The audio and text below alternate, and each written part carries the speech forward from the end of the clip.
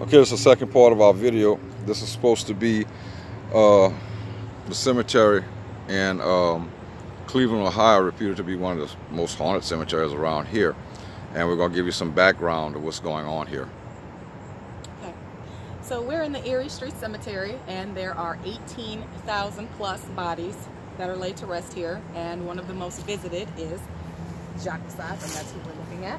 And I have an article to read for some key points from him, but it comes from a site, deadohio.com. So everything that I'm reading, just kind of say allegedly, you know, take it with a grain of salt. Things change, so we don't know how accurate, but okay. This is the memorial for Indian Sauk Chief Jacques from 1810 to 1844. This is the site of the cemetery's most notorious ghost. Jacques was a tribe leader who fought in the Black Hawk War against the U.S. in 1830. At that time, he sustained a gunshot wound but survived. After the war, in an effort to earn money for his tribe, Jacques later joined a vaudeville troupe in Cleveland. During his theater group's tour of Cleveland, he fell ill as a result from complications from his gunshot wound from over 10 years before. His illness caused him to be returned to Cleveland. Now, legend states that Jacques knew he was dying and tried to return to his native land, to Minnesota, so that he could die and be buried next to the ancestors. But he never made it out of Cleveland and died within the Warehouse District. He's buried in this grave in Erie Street Cemetery. His spirit never rested, they said. He still wanders the cemetery, bitter over being buried here instead of his native land. In anger, which we're seeing right now, Jacques' spirit shattered his original tombstone. And if he's having a particularly bad day, he haunts the nearby Cleveland Indians baseball stadium, which is across the street, which is now known as Progressive Field. Okay, that's the story of that, and a lot of y'all heard about Black Hawk, a spirit or energy that they use in New Orleans voodoo. So what we're going to do here is walk around, and in the comments, I want y'all to comment on what y'all think is going on with some of these tombstones. Now remember, a lot of these were since 1786, but some of them looks like grave desecration, and some just has another meaning to it. Like this one here is beginning to collapse under this weight, and it's so old there's no more names that could be written on it or understood. So you can just guess about how long this had been here. And they said reputedly there's over 18,000 bodies here. Just look at the size that we're working with. I don't know how that's Humanly possible. Yeah, unless you got 18,000 cremations. This is another one here. You can see where the ground's giving way. It fell forward. I'm not gonna do too long for the name, don't want to disrespect. Now they have something like this. We're going to try to find one. What it looks like, it sat there and spun for a long time, because you can see where the marble dug into the marble platform. Now, as far as what was read off the narrative, that was written by a person, so I'm not sure how it goes, if it's true or not. But that's how old this place is. It's so worn, and there's no names left. And there's a lot of children buried out here from the cholera epidemic that hit Cleveland. This is supposed to be reputed where a lot of bodies from shipwrecks that wash up on the shores of Lake Erie are buried. So there's a lot of history here. It's ran by the city, barely, but I mean, it's not like in New Orleans and other places. See, that's what I'm talking about. Let's see if I can find the one I was talking about. It looks like that marble piece was spun, so I don't think anybody out here is playing spin the top with these things. I guess that would weigh about 40 pounds, but it looked like it sat there and spun hard and fast because it began to dig in to the marble foundation.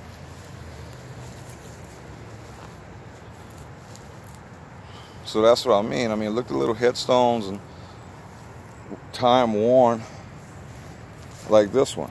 This has totally been moved.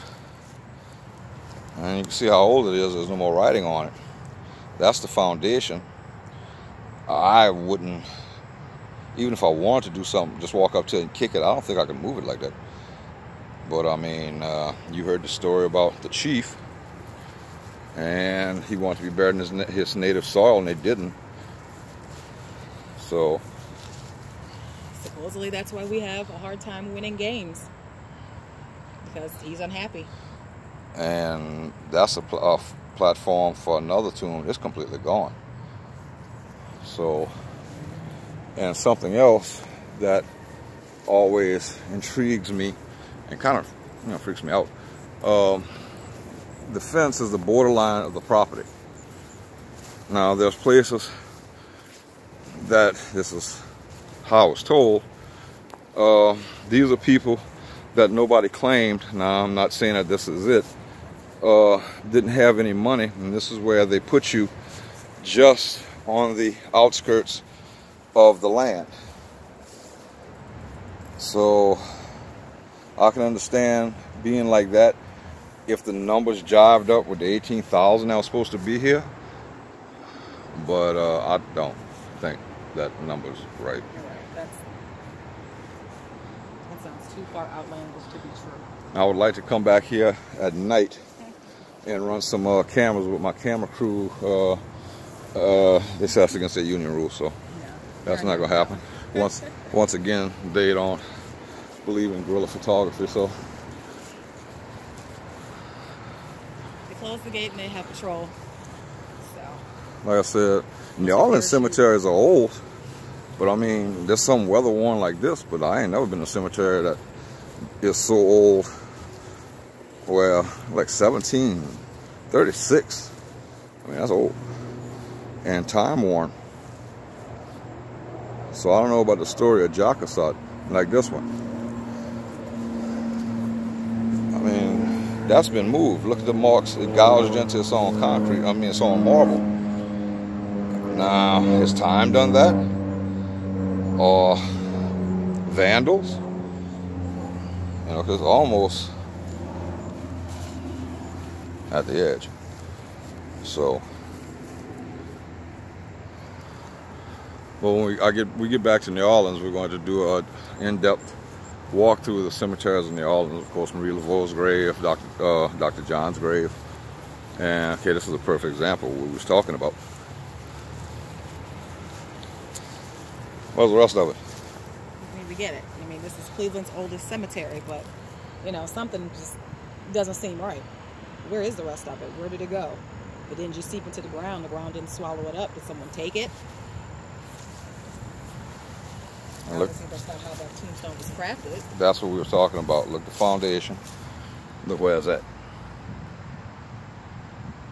Now, this place don't have hurricanes or nothing, so wind's out. It does snow, but I don't think it'd move it like that. So is that vandalism, or, you know, put your comments down below and give us your thoughts. Oh, and here's a good one over here.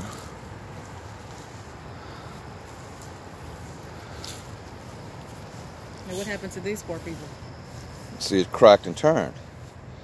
That kind of weight, it should fell forward or backwards. It's not going to fall to the side because, you know, the weight's not distributed like that. How did it crack and spin? And that's been here a while. I understand something like this thin. I understand it cracking over time after a couple of 100 years. But there's a lot of them that look like they cracked, but the piece is 3, 4, 5 feet behind it like it's been thrown. I mean, gravity is going to take it and drop it right in front of it. So that's what I mean. It's so old you can't even see names no more. And this is, I guess, taken care of by the city of Cleveland. Like this. That was the top, It's just liner. and it came off. There's the top of it. 3 pieces. Now, interject at the bottom. Could lightning strike marble and do this? But there's no burn. Okay, it could have happened a long time ago. But I mean, can lightning strike marble and shatter that? Or what? You know, I know lightning can hit anything. Myself, I thought it had to be, you know, so I'm not sure. If anybody knows, you know, put it at the bottom and give us an answer. See, here's some more that's been here so long. So I would like to come out here at night and set some equipment up, but it'd be by myself with no crew. And look, two side by side that went over and turned, and that's two different graves. That's not even the same person. So, and to show you, if I can remember where that tree was, we're gonna cross over. We was here the other day doing a recon, and I came across it, walked behind a tree, and it looked like a decomposed body. I mean, the clothes was perfect, like just laid out, but no, it wasn't. I mean, once I got to look at it close. You see that one's turning and sinking. I understand sinking with time, but you don't see any cracks in it. And this one, the whole pyramid thingy, I know they got a word for it, I can't remember right now, is gone. So,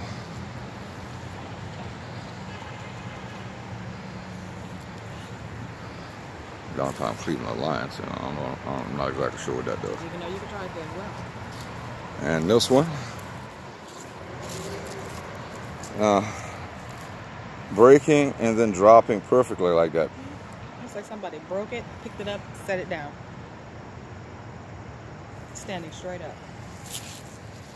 And like I said, all the cemeteries I've been here since I've been here, I have to fall back and say I haven't found a large cross in the middle of any of these cemeteries. The umbrella over there, I don't know what the deal is with that. Let's go across here, see if we can find what I was talking about. This one here, I mean, it looks, look at it, I mean, it's laying here. Okay, somebody picked it up and laid it back, probably a cleaning crew so they won't run over it. It's shattered like that and laid like that. So just set it there. Vandals or energy that's not really happy. And I hate walking around these kind of cemeteries up north because unlike in Louisiana, we have vaults. I got to keep saying, you know, excuse me and stuff because I realize I'm walking on somebody. But 18... You know we walking on people. It's 18,000 people, unfortunately. I mean, 18,000 people. I mean, see? Laid flat out, poor thing. And that's what a lot, so they say, the parapsychologists and people like that talk about energy you see in graveyards. That's people not really haunting. They just don't want to be forgotten.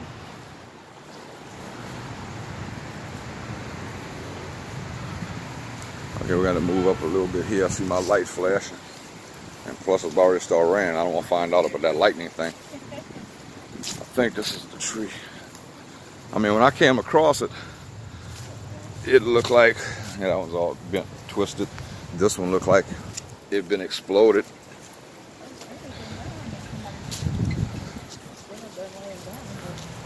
See, that's what I mean. Look at that, somebody's electrical box right there. Okay, tell me what that's all about. And yeah, this is it. This is it. Look. When I first seen that, I went, oh, holy shit. And look. I mean, when I came across here, it looked like it was just laid out. There's got to be homeless people or vagrants. But then again, we're sitting and doing something on people's graves. So we want to pass this by, y'all. We'll probably do a couple more. You know, just give us some comments at the end, what y'all think. And thank you for supporting the channel. And always like, share, and subscribe.